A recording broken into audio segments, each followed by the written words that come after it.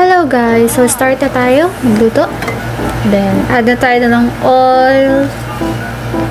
And then start na natin saute yung garlic, turns into brown. And then lagyan na natin yung binuro na sili. Galing yan sa suka. And then dahil wala na akong mapita sa sili galing sa bukid, so kinuha ko na lang yung nasa suka. Maanghang pa rin naman siya kahit papano. So isaute na rin natin siya kasama ng garlic. Then mix lang.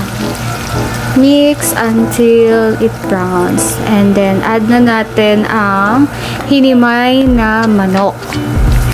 Breast part po yan. And then, hindi ko na rin pinakita sa video dito kung paano ko nilagay yung breast. So, madali lang yon.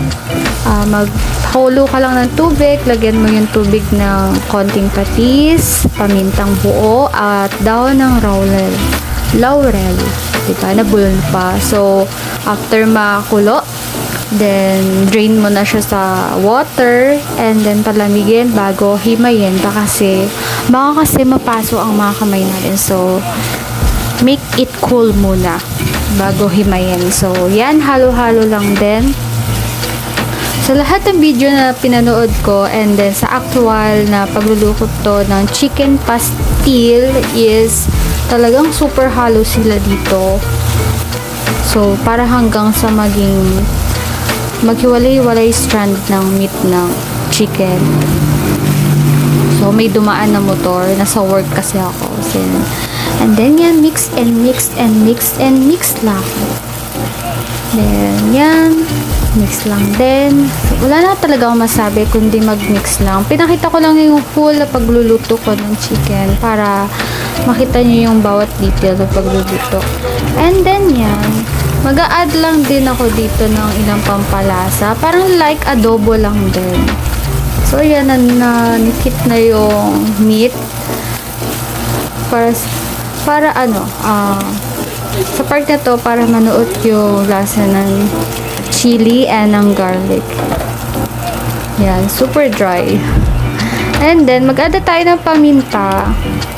Ako, prepare ko talaga yung powder kesa sa durog. Mas malasa para sa akin. So, add na ako ng suka. Yan yung pinanggalingan ng sili kanina. And then, malik sarap. Don't forget, para sumarap. And then, add na tayo ng toyo. 2 beses ko nilagyan na yan. Ayan. So, bulol pa ako. Kasi first time ko talaga mag-voice over dito. So, yan. Mix lang. Until maghiwalay-walay mga strand. Mix lang. So, first time ko lutuin to, kaya sana mag-enjoy tayo sa panonood.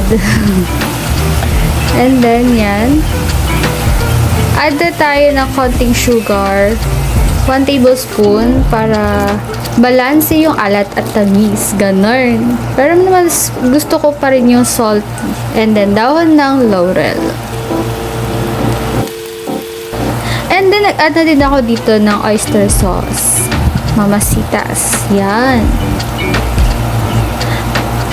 Parang adobo lang din to. Super easy. So, super halo lang talaga para makita natin yung same texture na niluluto nila sa chicken pastil.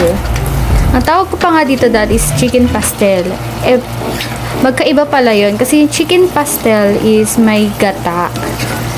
And then, may maraming gulay. And then ito yung chicken pastil na tinatawag nila para siyang inadobo na hinimay na manok. Ganon.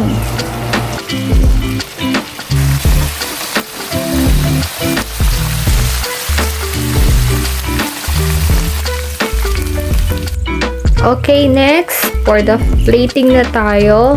Oh, may usok-usok effect pa yan. Amoy pa lang. Ulam na. Mapapadami ka ng kanin nito. Kaya try nyo na din magluto. Super sarap. Tamang-tama lang yung anghang niya kasi favorite ko talaga yung medyo spicy.